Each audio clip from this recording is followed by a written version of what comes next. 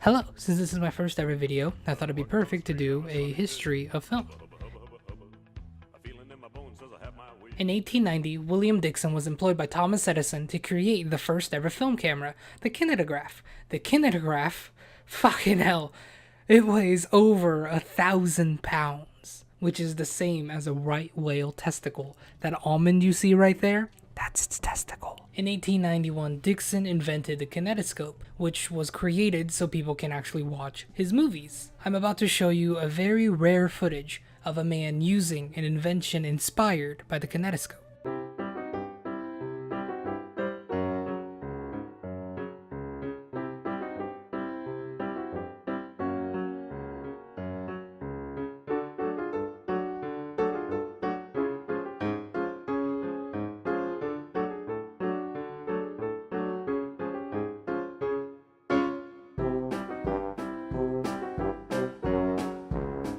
In 1894, Edison and Dickson started to publish their films. Since the kinetograph weighed over 1,000 pounds, they needed to bring people into the studio so they can have them film there. They brought in circus acts. Just in this one is just two people kissing. The next one is going to be a lady dancing.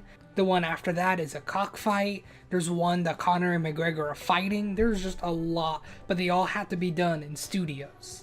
Serpentine! Serpentine! Serpentine! Serpentine, Babu! Babu! Serpentine! Those jutting white nibs aren't weapons, at least not intentional ones. They are actually the worm's penises. Flatworm sex consists of the two attempting to stab their lover with their pointed pair and inseminate each other, an act delicately referred to as penis fencing. And then in 1895, inspired by Dickson's kinematoscope, the Lumiere brothers decided to make their own camera called the cinematograph. But what's cool about their camera was that it could also Transform? You're exactly right, Optimus. The camera can transform into a projector. I can't fucking say cinematograph because I keep fucking trying to say cinematograph, so I'm gonna just go with cinematograph. If you have a problem with it, fuck off.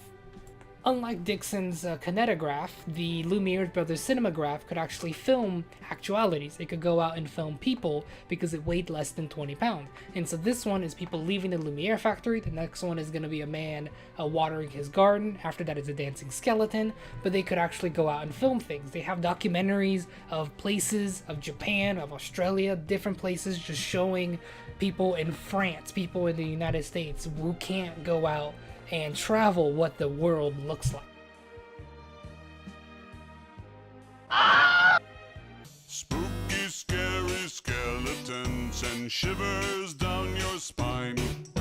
Shrieking skulls will shock your soul, seal your doom tonight. In 1895, George Méliès, who worked as a magician, went to a circus with his wife and basically saw a cinematograph show by the Lumiere brothers. He went in very curious and then just fell in love with what he saw. To visit a traveling circus. We were walking past the sideshow tents when I noticed something. Something strange. Something wonderful. The Lumiere brothers had invented the movies.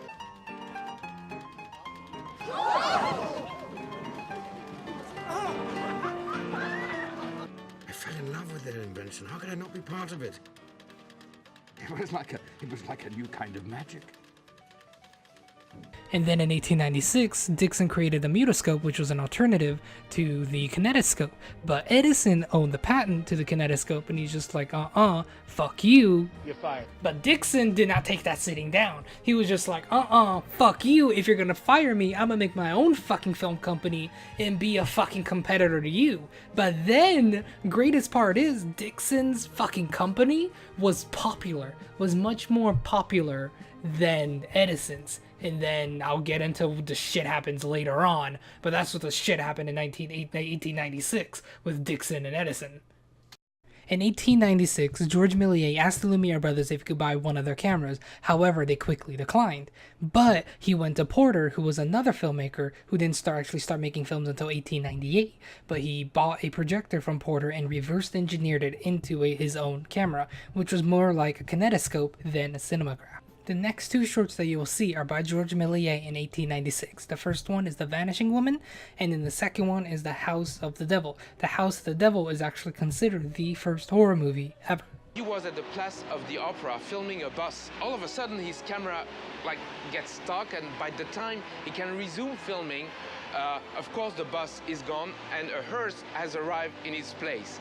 And of course when he watches the final result, the bus changes into a hearse. He instantly thought of the possibilities. Once he saw that cut where something changed into something else, he never stopped figuring out ways to expand on that idea and to make it clever and to make it fun. The same year George Méliès started making his movies, there was another director that became prominent, the first female director, Alex Guy. Her first film, The Cabbage Fairy, is just a fucking marvel. It is weird. There's just a fucking fairy, right?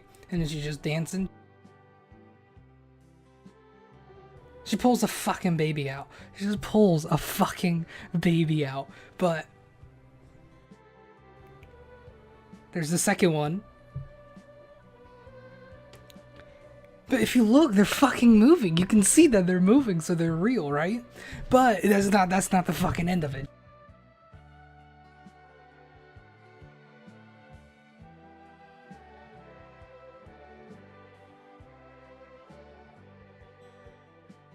She just plops it. The fucking third one just plops it and it's just sitting there. I think it's just there. I think it's dead. It's just sitting there. Our last entry in 1896 proves once again that Thomas Edison was a dick. He went to Thomas Armat and Charles Jenkins, who were struggling with their invention, the Fantascope, which was a fucking projector, and was just like, hey, I'll buy your design only if I can market it as an Edison invention. Look it up. Edison was a dick. In 1897, George Méliès bought the first open-air film studio so he can use the natural lighting from the sun to light his set, to light his films. And because this is the only entry in 1897, I'm just gonna let this scene from Hugo play out. So just fucking enjoy, I guess. And so the great adventure began. I wrote, designed, directed, and acted in hundreds of movies. I'm ready.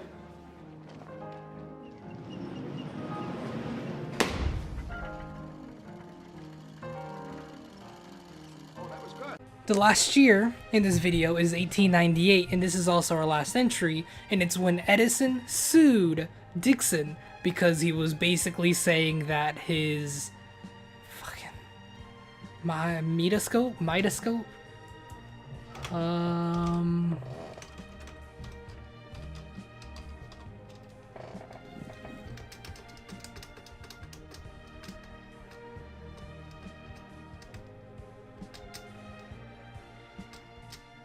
Mutoscope. Edison thought that the mutoscope was too similar to the kinetoscope, and so he sued Dixon, and then there wasn't actually a result of it until in 1902, but to save you guys time, not to even go to so you don't have to watch the fucking next part, is that Dixon lost the first one, he appealed, and then won the next one. So yeah.